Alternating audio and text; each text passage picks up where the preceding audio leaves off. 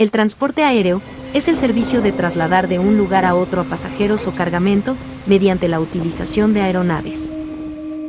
Aunque los expertos continúan afirmando que el avión es el modo de transporte más seguro, y las estadísticas de accidentes así lo demuestren, es inevitable que el riesgo de que se produzcan catástrofes aéreas no sea equivalente a cero.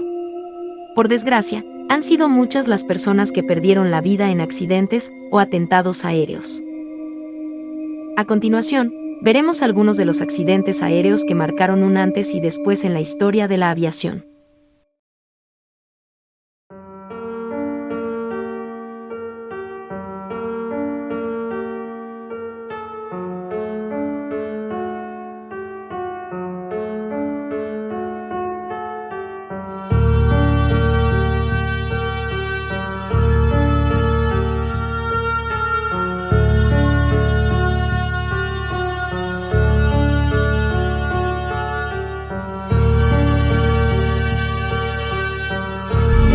Bienvenido al Archivo Ignoto. Archivos clasificados. Estos son 3 increíbles accidentes aéreos que marcaron la historia. Archivo 2117 A01. Vuelo 93 de United Airlines.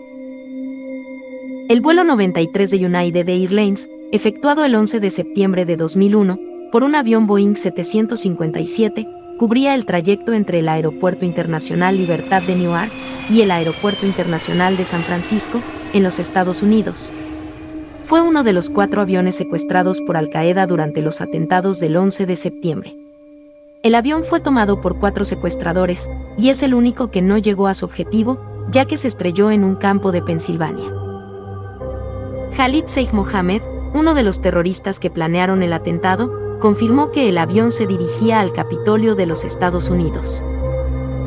El vuelo con destino hacia San Francisco despegó a las 8:42 de la mañana de ese día, después de un retraso de 42 minutos. Según datos oficiales, iban a bordo 4 terroristas pertenecientes a la red terrorista Al-Qaeda, que se habían colocado en primera clase, presuntamente para estar más cerca de la cabina. Alrededor de las 9:28, los terroristas se levantaron de sus asientos, y armados con cuchillos, redujeron a la jefe de azafatas, y la obligaron a alertar a los pilotos para que abrieran las puertas de la cabina. Una vez que ella obedeció, 2 de los terroristas irrumpieron en la cabina matando al capitán y al copiloto, cortándoles la garganta con los cuchillos que tenían. Después de que los terroristas tomaran el control del avión, uno de ellos, que tenía explosivos de tipo C3 y un detonador pegado a su torso, exigió a los pasajeros para que corrieran a la parte posterior del avión.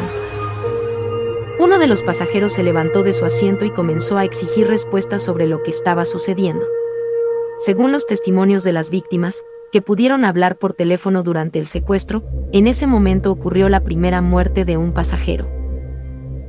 Minutos después de que el avión fuera secuestrado, varios de los pasajeros y miembros de la tripulación lograron llamar a familiares para advertirlos de la situación.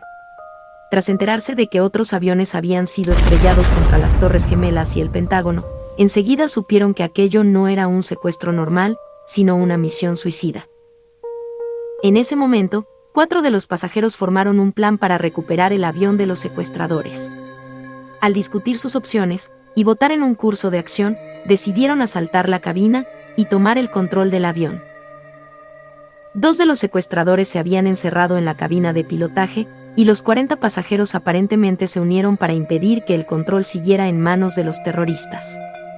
Intentaron controlar a los secuestradores e irrumpir en la cabina. Todo indica que los pasajeros habrían forcejeado con los terroristas por el control de la aeronave en la cabina. El Boeing 757 se estrelló alrededor de las 10:03 de la mañana, 35 minutos después de que los secuestradores se hicieran con el control del avión. El avión se estrelló en un campo abierto en Pensilvania, aproximadamente a 208 kilómetros antes de llegar a su objetivo, el Capitolio. Lamentablemente, todos los que iban a bordo murieron.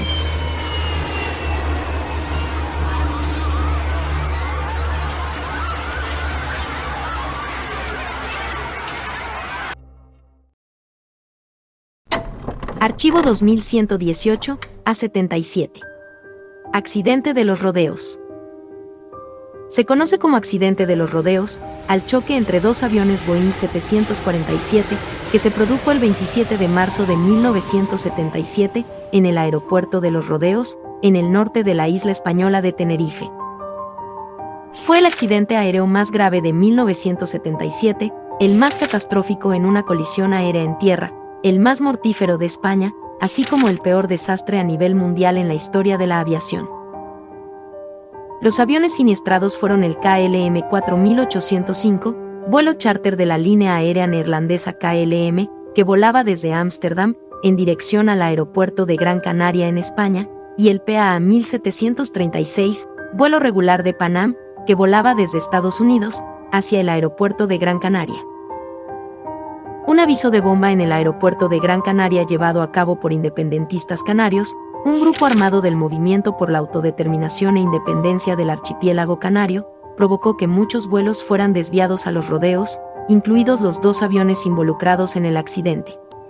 El aeropuerto rápidamente se congestionó con aviones estacionados, que bloqueaban la única calle de rodaje y forzaban a los aviones que salían a rodar por la pista.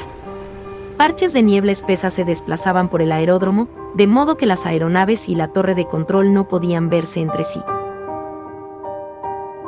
La colisión ocurrió cuando el avión de KLM inició su carrera de despegue, mientras el avión de Panam, envuelto en la niebla, todavía estaba en la pista y a punto de salir a la calle de rodaje. Al descubrirlo, el avión de KLM intentó elevarse para sobrepasar al avión de Panam y casi lo consiguió, pero acabó embistiéndolo. El choque resultante mató a todas las personas a bordo del KLM 4805 y a la mayoría de los ocupantes del Panam 1736, con solo 61 sobrevivientes en la parte delantera del avión. La investigación posterior realizada por las autoridades españolas concluyó que la causa principal del accidente fue la decisión del capitán de KLM de despegar, creyendo, erróneamente, que se había emitido una autorización de despegue del control de tráfico aéreo. Los investigadores neerlandeses pusieron mayor énfasis en el malentendido mutuo en las comunicaciones de radio entre el equipo de KLM y el ATC, pero en última instancia KLM admitió que su equipo fue responsable del accidente y la aerolínea finalmente acordó compensar económicamente a los familiares de todas las víctimas. El desastre tuvo una influencia duradera en la industria, destacando en particular la importancia del uso de la fraseología estandarizada en las comunicaciones de radio.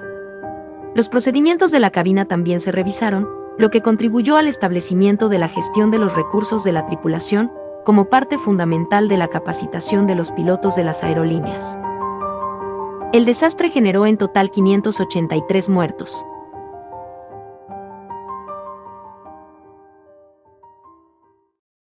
Archivo 2121 a 85. Vuelo 123 de Japan Airlines. El vuelo 123 de JA fue un vuelo comercial entre el Aeropuerto Internacional de Haneda, en Tokio, y el Aeropuerto Internacional de Osaka, en Itami-Hyōgo. El 12 de agosto de 1985, el Boeing 747 SR, que cubría esa ruta, registrado como JA 8119, colisionó 44 minutos después del despegue, en lo alto del monte Takamagahara, a 100 kilómetros de Tokio, debido a una descompresión. El accidente permanece en la historia como el mayor desastre aéreo con un solo avión involucrado y el segundo en accidentes de aviación de todos los tiempos, después de la colisión de 1977 de Los Rodeos. Los 15 miembros de la tripulación y 505 de los 509 pasajeros murieron. En total 520 muertos. Las 4 mujeres supervivientes fueron localizadas juntas en la parte trasera del avión. El vuelo despegó a las 6:12, tenía planeado volar hacia la bahía de Tokio en línea recta, para después enfilarse en un giro a la derecha y alinearse con el aeropuerto de destino. Sin embargo, eso no ocurrió, y una vez transcurridos los primeros 12 minutos, mientras la aeronave alcanzaba su altitud de crucero, sobre la bahía Sagemi, el mamparo de presión trasero falló.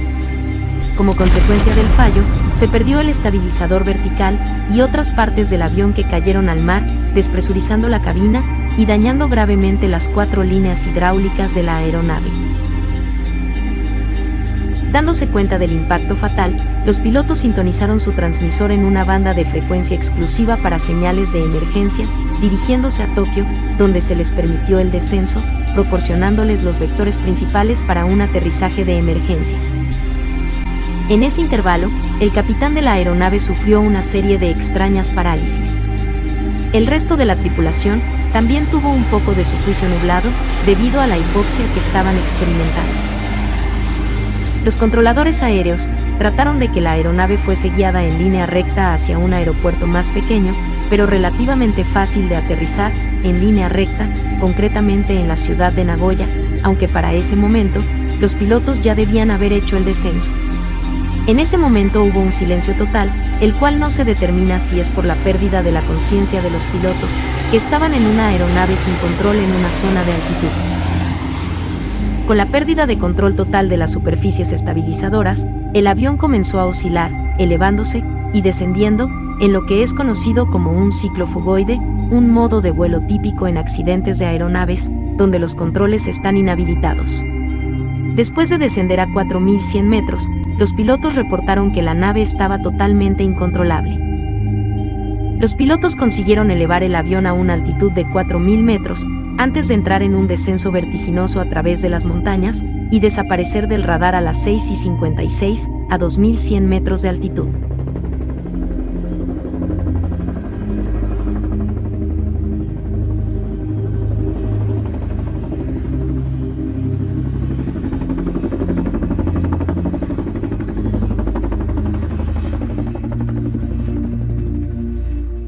¿Conocías estos casos?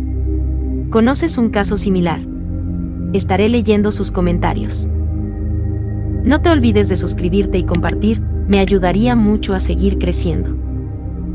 En el siguiente capítulo, 3 horridos atentados terroristas.